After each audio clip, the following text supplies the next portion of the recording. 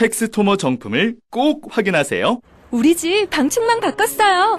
미세벌레 덤벼봐 먼지 모두 덤벼봐 촘촘해서 촘촘만 방충망은 촘촘만 예쁘고 통풍까지 좋아요. 방충망은 촘촘만 주식회사 텍스토머. 텍스토머의 이동식 촘촘망 더블랙이 새로 나왔대요. 미세벌레 덤벼봐 먼지 모두 덤벼봐 촘촘해서 촘촘만 이동식 촘촘망 더 블랙. 떼었다 붙였다 청소도 간편. 이사 갈 때 떼어갈 수도 있으니까. 방충망은 촘촘만 주식회사 텍스토머. 탐라오렌지에서 여름철 감귤을 소개합니다. 황금향. 여름에 감귤이 이렇게 맛있을 수 있네. 탐라오렌지의 황금향. 지금 인터넷에서 탐라오렌지를 검색하세요. 직접 드셔도 좋고 선물용으로도 최고입니다. 전화 주문도 가능합니다. 010-2827-3917 010-2827-3917 김진애 박사님, 여자의 독서 책 읽었어요. 어떠셨어요? 한마디로 여자의 피를 끓게 하는 책? 읽으면서 뭔가 울컥하더라고요. 저도 그런 심정으로 책을 썼습니다. 저는 여자들이 좀 지레 겁을 먹지 않고 살았으면 좋겠어요. 완벽하게 홀로 서기를 바랍니다. 더 멋지게 실수하고 더 근사하게 자라면 좋겠어요. 책을 읽으면 그게 되죠? 여자의 자존감을 깨우는 책 읽기. 여자의 독서. 다산북스.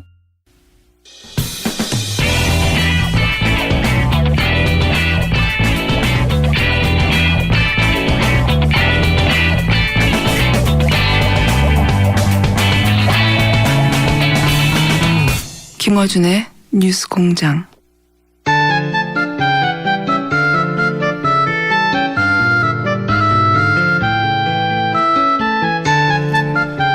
자, 가장 많은 문자가 오는 시간입니다.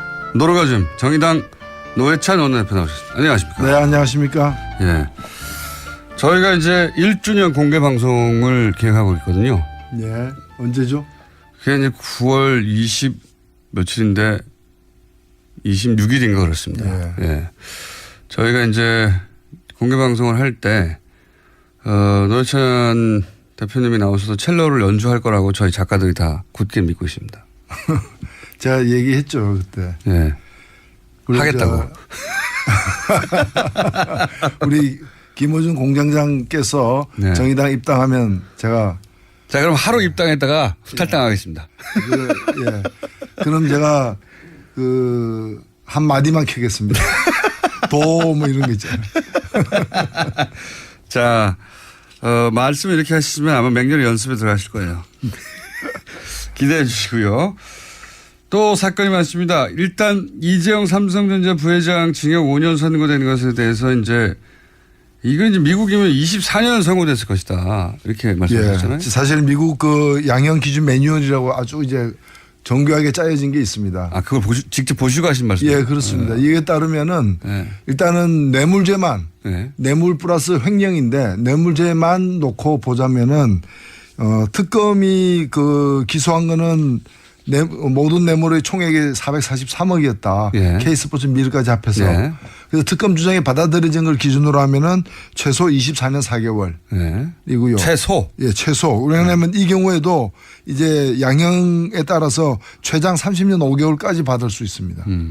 근데 특검 주장 중에서 이제 K스포츠 미르는 안 받아들여지고 승마 부분만 이렇게 77억만 인정됐잖아요.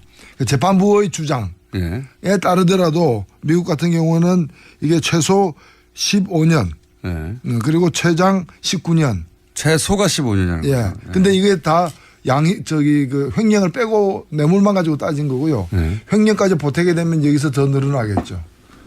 뭐 9개월로 재산을 도피하는 것도 빠진 거고요. 그렇습니다. 예, 그것도 빠진 거죠. 네.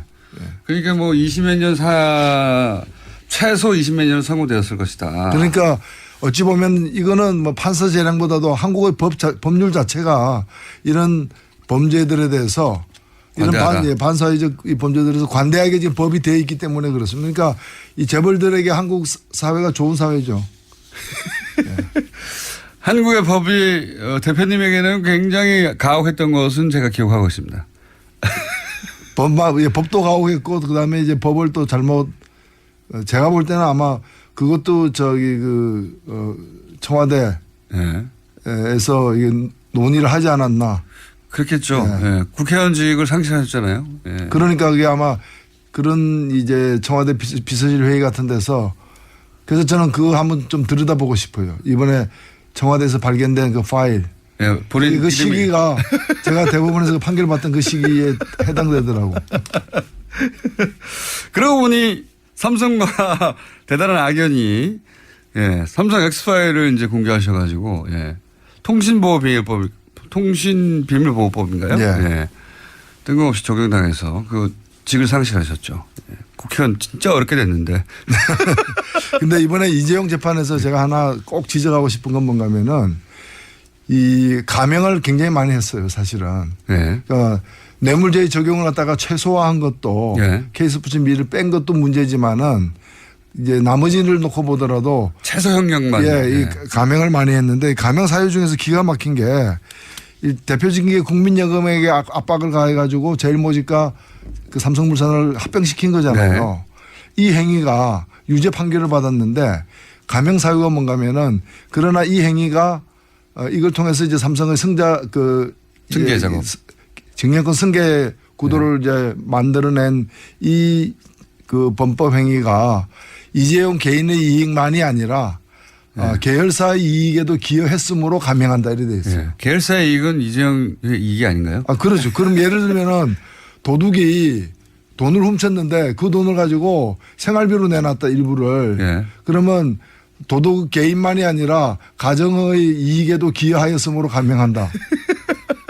식당 가서 그거 가지고 뭐 비싼 밥 사 먹으면은 국가 경제에도 기여한 바 있으므로 감형한다. 이게 말이 되는 얘기냐 이게. 식당 주인의 복지에도 기여했으므로 감형한다 이런 거 아닙니까? 그러니까 이거는 부당이익이기 때문에 원천적으로 범법 행위를 통한 부당이익이고 예를 들면 작물이잖아요. 훔친 물건인데 그 훔친 물건을 가지고 누구한테 그 동네 사람에게 나눠줬다 그래가지고 동네 화목에 기여한 바 크므로 감형한다. 이게 말이 안 되는 거죠. 동네 사람도 아니에요.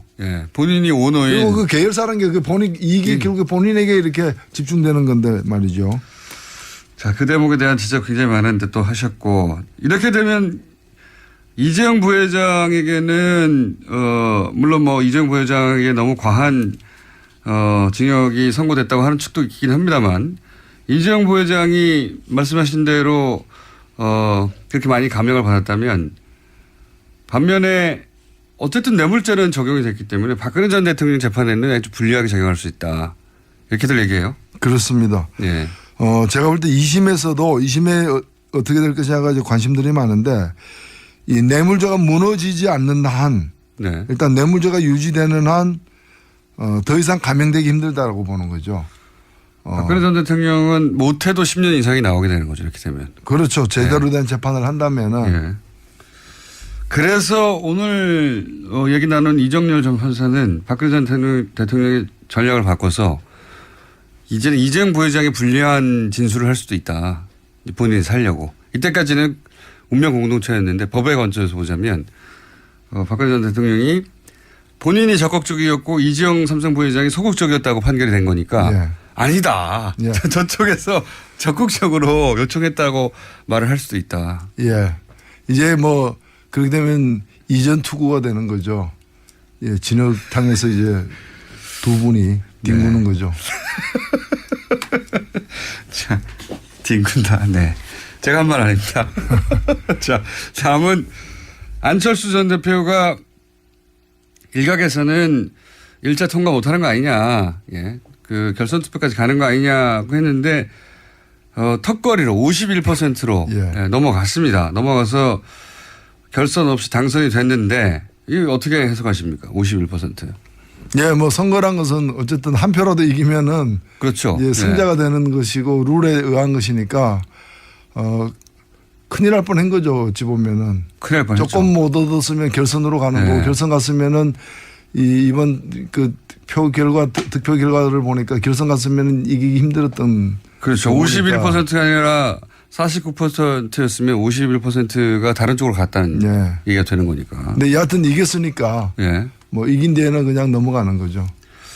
어쨌든 당선 자체는 성공이라고 볼 수 있는데 또 이게 지금 만만치가 않겠다 싶은 게 저도 한번 얘기한 적이 있는데 한 분 제외하고 여성위원장 한 분 제외하고는 근데 여성위원장은 또 안철수계로 분류되지 않아요. 안철수계로 분류되는 최고위원들은 다 원외 국회의원이 돼본 적이 없고 보통 국회의원들은 이런 분들을 국회의원 지방생이라고 막 이렇게 낮춰 부르는데 국회를 경험한 적 없고 그리고 이제 지도부가 됐는데 아무도 본회의장에 못 들어가고 법안도 제출할 수 없고 표결에도 참석할 수 없고 이러면 나머지 40여 명에 이르는 국회의원들이 이 지도부의 판단을 존중할 것인가 경험상 어떠십니까? 예, 이게 좀 불안정 요소가 아무래도 있는데 이 당이 처음 만들어지는 어떤 동기, 네. 배경 자체가 그 안철수 대표의 어떤 대권 도전을 위해서 만들어진 거 아닙니까? 본질은. 네. 그렇기 때문에 이 당의 어떤 정체성 자체가 그 안 대통령 만들기였기 때문에 아무래도 안철수 대표 중심으로 하는 쪽과 또 여기에 소극적이나 반대하는 쪽으로 분리될 수밖에 없는 거죠. 그래서 지도부와 현역 의원들이 분리된 셈이 됐어요. 지금은. 사실은 그 지도부도 이제 안철수 1, 안철수 2, 안철수 3 이렇게 되는 거기 때문에 네. 다 이제 여러 세력들이 연합으로서의 한 또 주류를 형성하고 있는 게 아니고 네. 그냥 안철수로 대표되는 이제 구심력 있는 그런 세력이라고 봐야죠. 최고위원들은 이렇게 되면 사실 안철수 전 대표의 뜻에 누구도 거스를 생각도 없고 거스릴 수도 없고 그러니까 안철수 최고위원들은 있지만 안철수 대표 혼자 있다고 봐야 되는 거죠. 그렇죠. 안철수 친정 체제고 네. 그 뭐 그렇죠. 안철수가 대표 아닙니까? 네.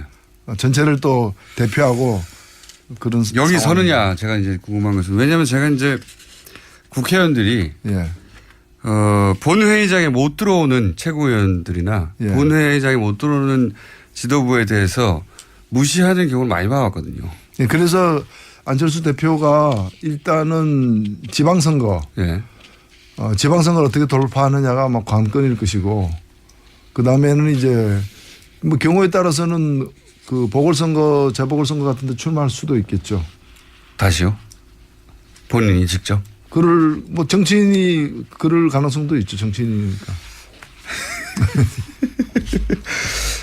그 지방선거가 이제 그 가장 큰 통과해야 될 지금 1차 목표이기 때문에 그래서 더 그렇겠지만 자유한국당과 국민의당과 바른정당이 이렇게 저렇게 합친다. 뭐 각자 백가정명이에요. 각자 아이디어들이. 그런 가운데 그 홍준표 대표하고 안철수 대표도 대표로 처음으로 만났죠. 후보 대 후보로 만나다가. 예.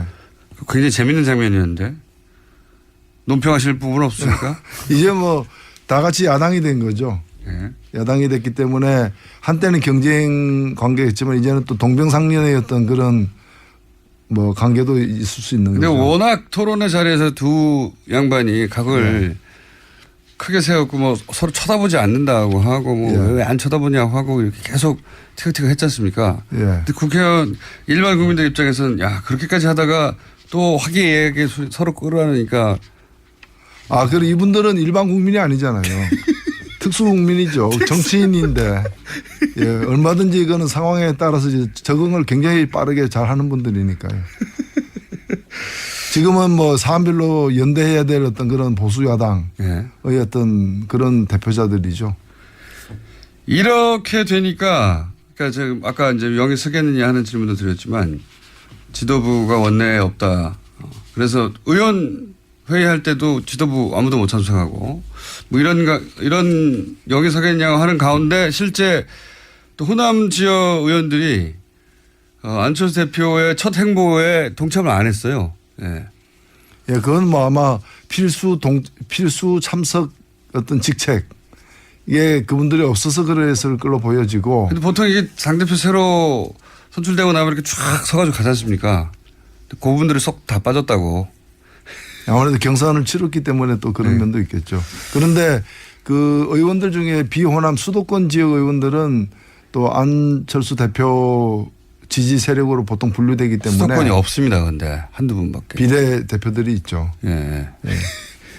그래서 그런 분들은 원내에서 또 그 대표의 어떤 의향을 반영할 가능성도 있다고 보여집니다. 전망은 어떻게 하세요? 이렇게 돼서 이제 어쨌든 합종 연행하려고 여러 가지 구상들이 나오지 않습니까? 뭐 친문 친박 제외하고 다 모여라 하는 그런 시나리오 하고 맥이 통하는 시나리오도 나오고 안 된다. 바른정당 중심으로 국민의당과 붙어야 된다는 주장도 나오고 아니다. 자유한국당에서 일부 나오고 바른정당, 국민의당, 안철수계 합쳐서 또 새로운 당을 만들어야 된다는 도 나오고 막 다양하게 나와요.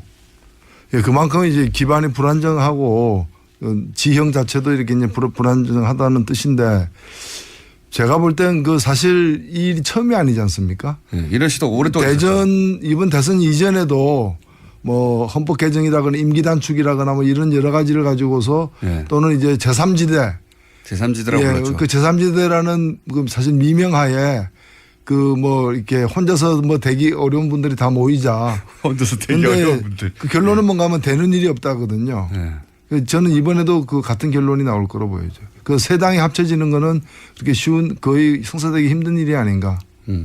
시나리오는 많지만 어려울 것이다. 예, 세 당이 온전히 합쳐지는 일은 없다고 저는 보고요. 당은 그대로 있고 후보만 뭐랄까요 서로 조율해서 내는 경우는 어떻습니까? 예를 들어서 자유한국당이 강한 후보를 가지고 있는데 당신은 그럼 서울에 나가시고 그러면 나머지 두 당은 서울에는 안 낼게 뭐 이런 식으로. 그게 굉장히 복잡한 게 사실은 이 수학을 해야 되는. 그런데 그 합의가 이루어지기가 그렇게 쉽지는 않을 거라고 저는 보여집니다.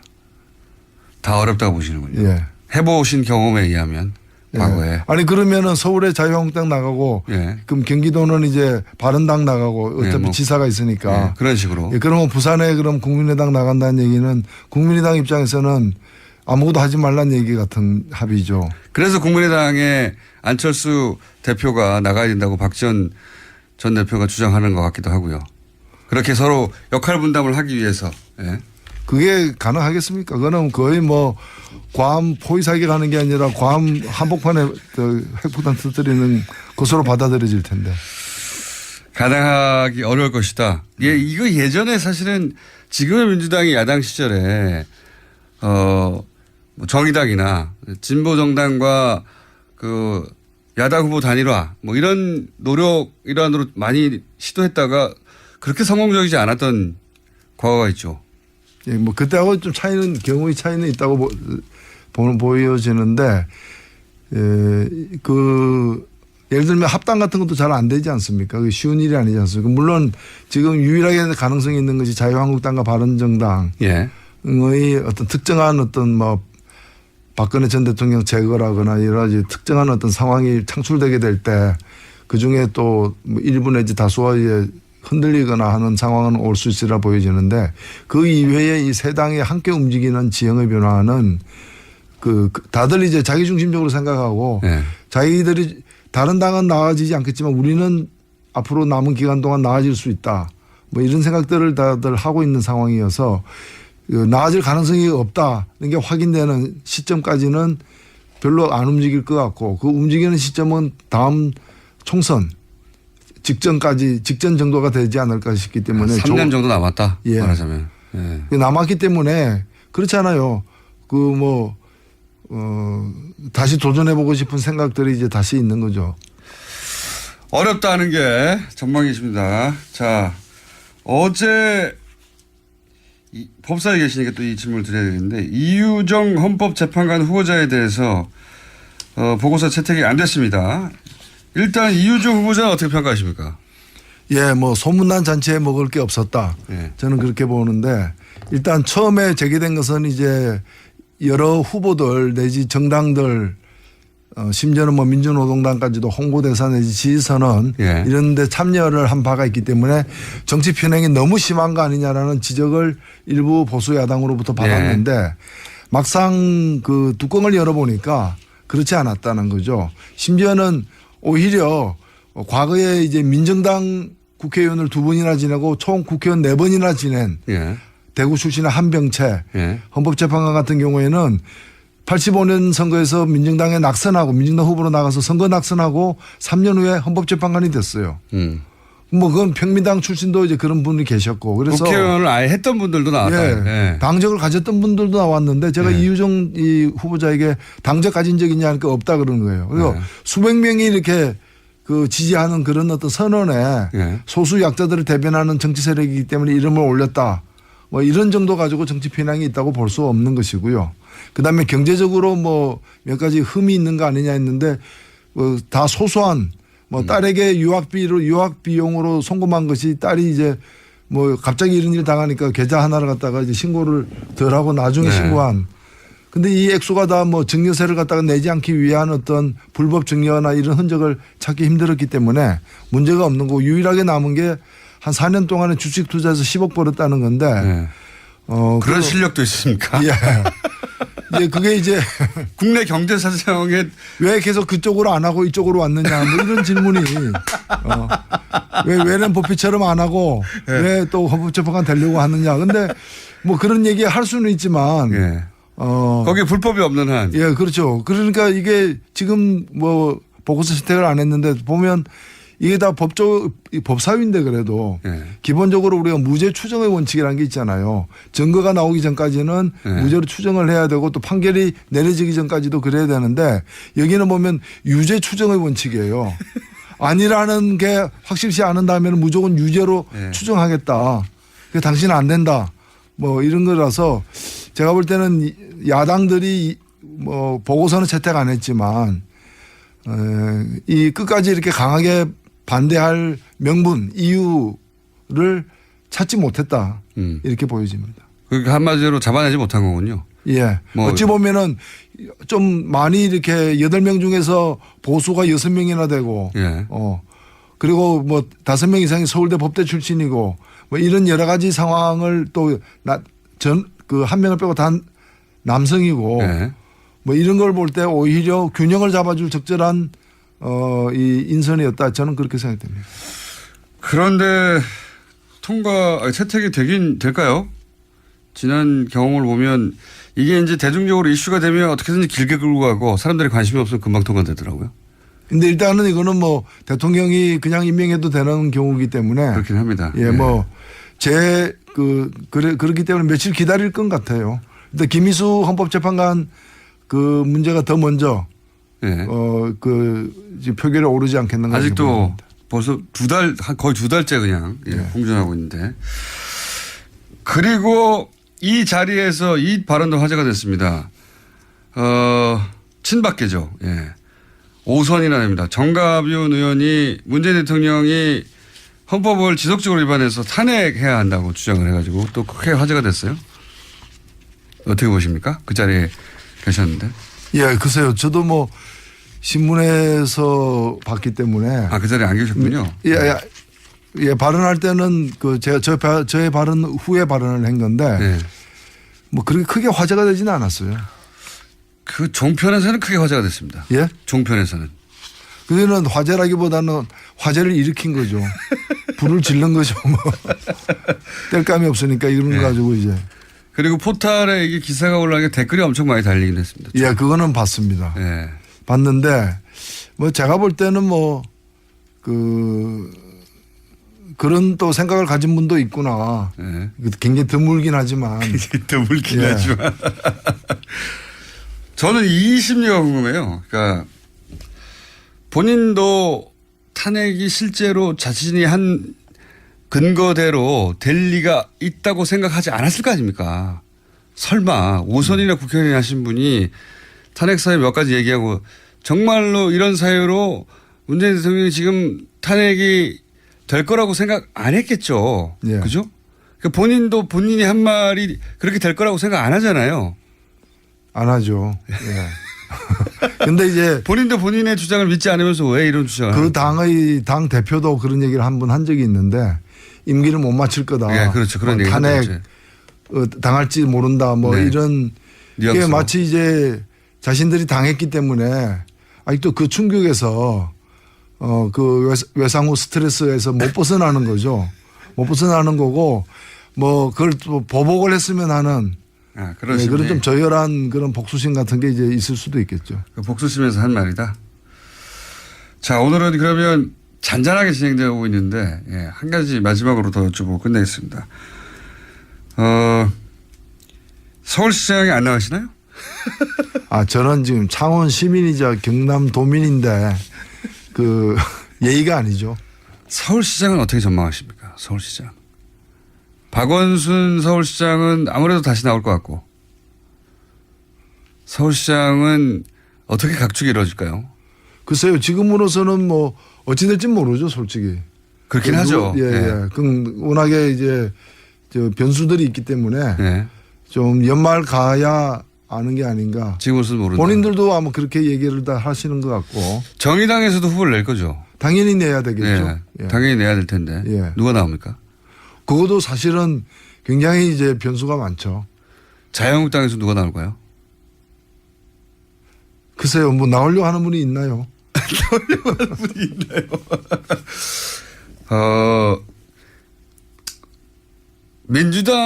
민주당에서는 박원순 서울시장도 경선에 참여해야 되는데, 예. 박원순 서울시장의 가능성이 높겠죠? 경선을 통과할 현재 기준으로 보자면? 모르죠. 다 모르신다고. 아니요, 뭐 이제 박원순 시장도 거취 문제에 대해서 연말까지 정하겠다라고 일단 예. 최근에 공식 입장한 그거 부인하지는 않는 걸로 보아서는 황교안 어떠십니까? 황교안. 지금이 유신 시대가 아니잖아요. 본인 이제 트위터, 페이스북인가 같은 SNS 활동도 제법 적극적으로 하시고 뭔가 뜻이 있는 것 같은데. 그거야 글쎄요. 이게 뭐 합도 호국단 선거도 아니고. 오늘 노회찬 대표님이 왠지 뭐랄까요? 약간 기온도 빠지신 게 아침 식사를 못 하고 오셨어요. 기온 빠진 게 아니라 예. 적절히 쓰고 있죠, 뭐. 적절히요? 예. 아무래도 힘이 없다는 핑계로 다음에 첼로 연주를 안 하려고 하는 거죠. 첼로 연주 저희가 꼭 하시도록 만들겠습니다. 입당하십시오. 아니 그러니까 제가 아침에 입당해가지고 첼로 연주 끝나면 탈당할게요. 예, 그건 인정이 안 되는 거죠. 예.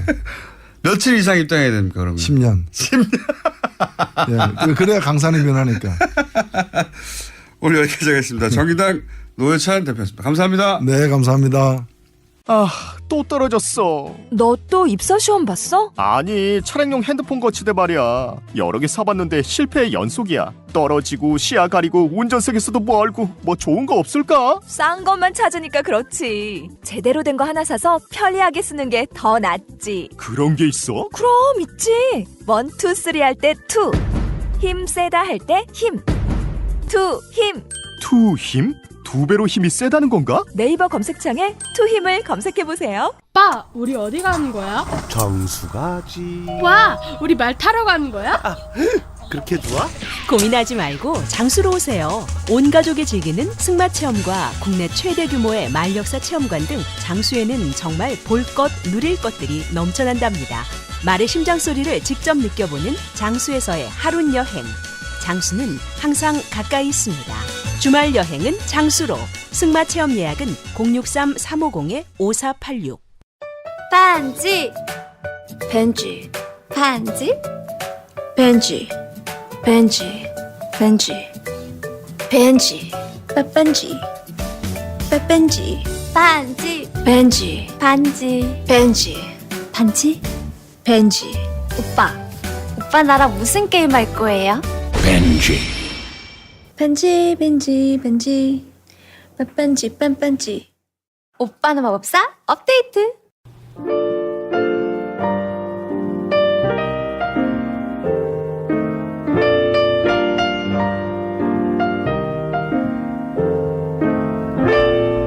불친절한 AS.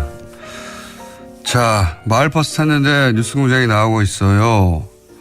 이런 문자들 요즘 많습니다. 택시를 탔는데 뉴스공장이 나오고 있어요. 이런 문자도 많고요. 동시에 파라과이입니다.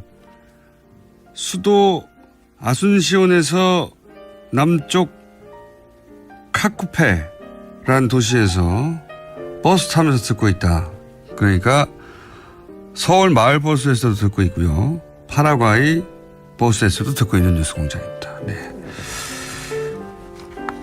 그 외에도 휴스턴 이야기도 많습니다. 오늘 허리케인 하비가 휩쓸고 간 휴스턴에 사는 요청자입니다. 오늘은 비가 소강 상태인데 카테고리 등급 4의 허리케인은 실로 어마어마했다. 상상이 잘 안 갑니다. 예. 휴스턴에 계신 분 한번 연결해서 어느 정도인지 한번 들어봐야 되겠네요. 그리고 이정열 판사님이 샌프란시스코에서 들으신 분입니다. 샌프란시스코 운전하면서 서울교통 상황을 듣고 계신 분인데 이정열 판사님 시간이 너무 짧다고 보내셨어요. 제 생각엔 이정열 판사님의 친인척이 아닌가 싶은데 이건 추정이지만 친인척이 분명하다 싶은 문자가 또 왔습니다. 원종우 님, 창조과학에 대한 말씀 참 유익합니다. 원종우 씨가 오늘 창조과학에 대한 내용을 할 거라는 걸 미리 알고 계신 분이었죠. 알고 계신 분인 겁니다. 원종우 코너는 매일 해도 좋을 것 같아요. 이 문자가 오늘 아침 7시 11분에 왔어요. 원종우 씨가 방송도 안 했는데. 네. 친인척 아니면 본인이 확실합니다. 네. 그리고 이 문자를 꼭 소개하고 싶네요. 김어준 공장자의 목소리를 들으니 대학생 때 모습이 떠오릅니다. 정말 잘생겼었어요. 이거 제가 보낸 거 아닙니다. 네. 날씬도 하고 인기도 많았습니다. 네. 욕도 잘하고. 이런 문자 많이 보내주십시오. 저의 20대를 기억하시는 분들. 여기까지 하겠습니다.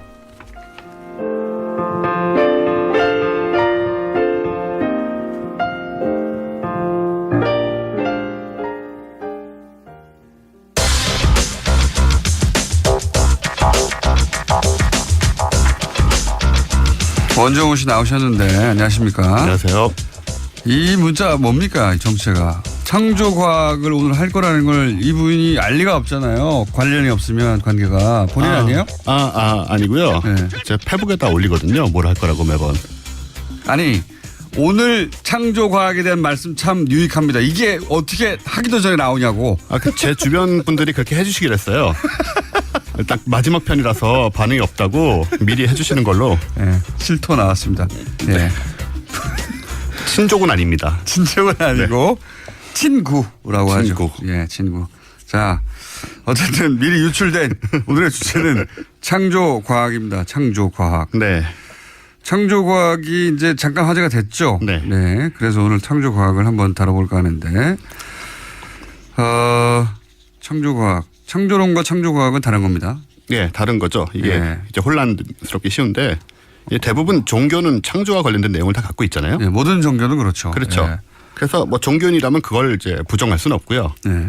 근데 비종교인 제 입장에서도 그걸 이해를 하는데 예컨대 뭐 종교적 관점에서는 우주가 6일 안에 만들어졌다고 말할 수도 있고 네. 뭐 9개의 지옥이 있다고 말할 수도 있는 건데 이거는 이제 종교의 자유라는 전제 안에서 보정된 거잖아요. 네. 뭐 노아의 방주 얘기나 예. 뭐 기타 등등 다른 종교에도 뭐 이런 유사한 그렇죠. 믿지 않는 사람들한테는 신화에 가까운 이야기들이 많이 있습니다. 모든 종교에 다 있다고 보시면 되고요. 예. 근데 여기에 과학이라는 라벨이 붙으면 이야기가 달라진다는 거죠. 그러니까 이런 거 같아요. 이게 소위 이게 지적 설계론인데, 네. 예. 그러니까 본인이 과학을 하는 사람인데 네. 6일 만에 우주가 창조됐다는 것은 본인이 평생 교육받고 또 스스로 연구하고 하는 본인의 과학적 지식으로는 받아들일 수가 없고 네. 그런데 신의 존재를 부인하기에는 또 본인의 신앙심 때문에 안 되고 그 사이에 타협점을 찾아낸 이론이 아닌가. 그 타협점을 찾아낸 것처럼 굉장히 좀 수준이 낮은 방식입니다. 솔직히 말해서 이건. 그래요? 왜냐하면 왜냐하면 창조과학계에 투신한 과학자들도 많은 예, 그런데 실제 박사학위도 없는 원종우 씨가 그렇게 그렇습니다. 말한다는 것은 네, 재미있는 점은 뭐냐면요. 실제로 이 예를 들어서 이런 문제들 뭐 지구의 기온이라든가 우주의 기온이라든가 진화라든가 이런 걸 연구하는 전문가들 중에는 그런 창조과학을 그쪽에 연결시키는 분이 하나도 없다고 보시면 돼요. 다른 걸 연구하시는 분들입니다. 생화학자들이라든가 뭐 기계공학을 하신 분들이라든가 예. 그런 분들이 있어요. 네, 그분들은 직접적으로 이걸 연구하시는 분들이 아니죠. 네. 전공이 다른 거죠. 그러니까 지적 설계론이라는 건 간단하게 말하면 이런 거거든요. 이 우주가 이렇게 복잡한데 네. 무작위로 됐을 리가 있냐. 그렇죠. 지적인 존재가 이게 이제 시계공. 네, 눈먼 시계공. 눈먼 시계공이라는 책도 있고 뭐 하여튼 네. 시계공 비유에서 처음 시작되는데 시계를 봐라. 이렇게 복잡한 게 저절로 생겼겠냐? 근데 그것도 훨씬 더 복잡한 예를 들면 인간이나 우주가 누군가 지적 설계를 하지 않았을까? 뭐 이런 거죠. 그게 이제 그런 생각을 할 수 있고요. 네. 사실 상식적으로 떠오르는 생각인데 그렇죠. 거기에 대한 반박, 논리적 반박은 모두 다 나와 있습니다. 그 부분들에 대해서 우리가 조금만 찾아보면 다 읽을 수가 있고요. 예를 제가 들면 여기서 비판하는 건 뭐냐면 네. 지적 설계론이랑 접근보다는 그러니까는 창조 그러니까 종교적인 관점, 종교적인 믿음을 과학으로 계속 증명하려는 태도가 잘못됐다는 얘기를 하는 거죠. 그러니까 두 개가 만나면 안 되는 지점들이 있거든요. 그렇게 이제 학위를 가지신 분들을 비판하고 학위도 없는 사람 비판하고 있는 거예요. 네, 그렇습니다. 왜냐하면 이 주장하신 분들 중에는 분야의 박사들이나 그런 분들 꽤 있거든요. 그러니까 극단적인 표현을 하자면 제가 한 비유가 아니라 지적 설계론자들이 주장한 비유 중에 하나는 747. 네. 747 그 보잉 747 비행기의 부품들을 다 분해해서 네. 사막에 뿌려봐라. 그런 다음에 뭐 바람이 불고 회오리가 불고 그래서 그게 다 747로 다시 합쳐지겠느냐. 누군가가 지적 설계를 한 게 아니겠느냐.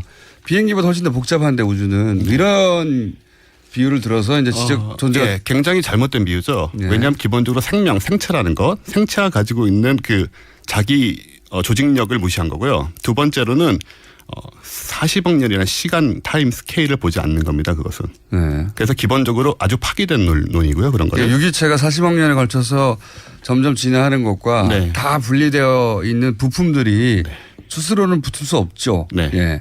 그것과 비교하면 안 된다 뭐 이런 얘기인데요. 그렇죠. 예. 어쨌든 과학이란 라벨이 붙으면 왜 문제가 되느냐. 그러니까 창조론을 비판하려는 것이 아니고 창조론은 창조 그런 신념의 문제고 신앙의 문제예요. 그렇습니다. 예. 네, 그걸 비판하려는 것이 아니고 그러니까 과학이라는 건 기본적으로 합리적이고 상식적인 추론, 관찰, 관측, 실험을 통한 검증이 있어야 되잖아요. 예. 그렇게 증명된 사실, 증명된 사실만이 과학으로 인정을 받는 거고요. 그런데 이 창조과학의 문제점이라고 생각되는 건 뭐냐면 어떤 특정 종교의 경전이 말하는 주장이 그 경전에 표현된 문자 그대로 사실이라고 확인하는 것이 목적이라고 보이기 때문입니다. 꼭 그렇지 않은 사람들이 즉 있으니까. 종교적으로 네. 제시된 것들의 옳음을 증명하는 것이 대전제라는 거죠. 여기서 지적 설계했을 때 지적 존재가 있어야 되니까 그렇죠. 이 지적 존재를 신이라고 하는 거죠. 그렇죠. 근데 신이라고 여기서 하지 우리가 않고, 예. 창조과학이라고 말하는 부분은 그거보다 더 작은 범위입니다. 사실은. 일반적 지적 설계론보다. 예. 창조과학이라는 건 고유명사고요. 예. 그러니까 이 창조 관련된 과학이라는 의미보다 훨씬 좁은 영역에 사실 있습니다. 예를 들어서 과학에서는 지구의 나이를 46억 년이다라는 어떤 전제를 깔고 그거를 증명하려고 하진 않거든요. 네. 증거들이 조합돼서 그 답이 나온 거죠. 그렇죠. 답이 이것저것 뭐 검사해보고 네. 네. 반감기 조사해보고 어쩌고저쩌고 그렇죠. 그랬더니 40몇 억 년이라고 하는 이제 추론이 나온 거죠. 그렇죠. 네. 근데 창조과학의 주요 주장 중에 뭐가 있냐면 이제 젊은 지구론이라는 게 있거든요. 네. 이건 말 그대로 지구의 실제 나이가 성경에 근거해서 6,000년밖에 안 됐다. 6,000년. 성경이 맞아야 하니까 그걸 이제 네. 예. 이게 이제 좀 과학이라는 얘기를 하기는 어렵다는 것인데 이 근거가 뭐냐하면 아일랜드의 어셔주교라는 사람이 네. 그 성경 앞부분에 있는 그 족장들, 그러니까 유대의 왕들이죠. 네. 그 왕들의 그 나이를 역추적해서 예. 찾아낸 게 BC 4004년입니다. 그 나이로 성경에 근거하여 추정해 보면 나이가 BC 4004년 정도. 그러니까 6,000년 전인 거죠. 그때 살았던 사람이다라고. 그때 이제 6,000년 전에 우주가 아담과 이브가 생겨났다는 겁니다. 지구가 생겨나고. 네, 성경적 관점에서 보자면. 그렇죠. 그래서 그 6,000년을 증명하기 위해서 다른 증거들을 도입을 하는 거죠. 네. 그리고 6,000년이 아닌 증거는 배제하는 거죠. 사실. 배제하는 거죠. 예. 그래서 이 젊은 지구로는 어떻게 되냐면 46억 년이 6,000년으로 이제 압축돼야 되잖아요. 예. 그러니까는 인간과 공룡도 함께 살았어야 되고요. 그 정도 압축해서 빨리빨리 하려면은 사실은 우리나라한테 맞는 이론인데요. 초압축 성장의 네, 한국적. 네. 공룡과 인간이 같이 살아야 되고. 같이 살아야 되고 이런 게 있고요. 그러니까는 사실 46억 년의 모든 지질학적, 고인류학적, 고생물학적, 진화생물학 증거가 다 나와 있는데 네. 이걸 6,000년에 압축하려다 보니까 무리가 생길 수밖에 없습니다. 그렇겠죠. 이게 사실 어떻게 보면 제가 지난번에 여기서 얘기했던 지구 평면설 네. 하고 좀 크게 다르지 않잖아요. 지구가 6,000살이라는 거는. 네. 그래서 사실 반박하려는 시도 자체가 좀 궁색한 상황인데 이게 이제 말씀하셨듯이 이제 본인이 과학적 훈련을 받다 보니까 신앙도 과학으로 풀어보려고 하는 그런 욕구가 생기죠. 그런 욕구가 생긴 것이 창조과학이라고 하는 이름으로 만들어진 거죠. 예. 그렇죠. 근데 사실 창조과학에서 말하는 세계관이 종교적으로도 가장 보수적이고 가장 그 원론적인 그러니까 저 근본주의라고 하죠. 그것에 가깝다는 점이 이게 모순적인 좀 느낌들이 있고요. 이게 철학적인 레벨에서 접근해야 한다는 뭐 이런 얘기도 있어요. 그러니까 지적 설계론이 이게 이제 유신론과 무신론을 과학적으로 접근해 보려는 시도다. 이렇게 거창하게 얘기하기도 합니다. 예. 그러니까는 철학으로 가면 되는데 과학이란 것은 아주 구체적이고 특정한 사고하는 방식이거든요.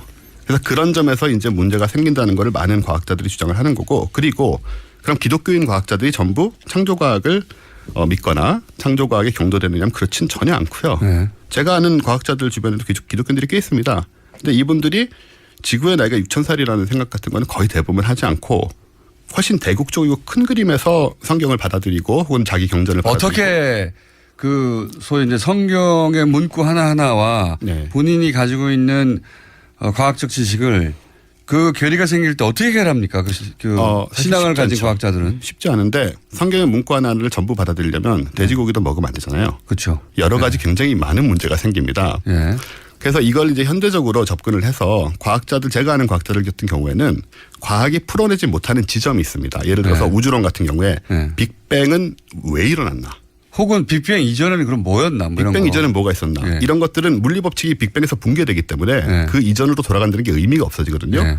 이 지점에 자신들의 신을 놓으세요. 그러니까 기존의 과학 이론들에 대해서는 받아들이되 지금 현재 과학으로 해결할 수 없는 부분에 신을 놓는다. 그렇죠. 그래서 뭐 왜 간편하네요. 예, 그렇게 얘기할 수도 있고 어떤 의미에서는. 네. 어쨌든 간에 지금의 우리 과학과 모순되지 않는 그래서 그런 스탠스를 취할 수가 있는 거죠. 그래서 저는 이것은 어쨌든 신앙을 가진 사람으로서 최선의 형태라고 생각을 하고요. 근데 이제 창조과학은 그게 아니라 적극적으로 그 경전에 맞추려고 한다. 과학을. 네, 그렇죠. 뭐 그랜드 캐년이 노아의 방주 때 그 홍수 때 생긴 거고. 이렇게 그렇게 주장도 합니까? 네네. 이렇게 아주 구체적인 사안들을. 그러면은 노아가 미국에 살아야 되는 거 아닙니까? 노아가 뭐 원체 홍수가 이스라엘 컸으니까. 쪽 아니었나요?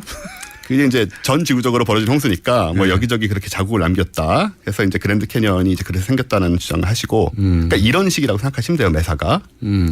그러니까 너무 구체적인 사안들을 전부 이제 일일이 입에 맞춰가지고 하다 보니까는 무리가 생기는 것이고 비과학적인 요소가 안 생길 수가 없죠.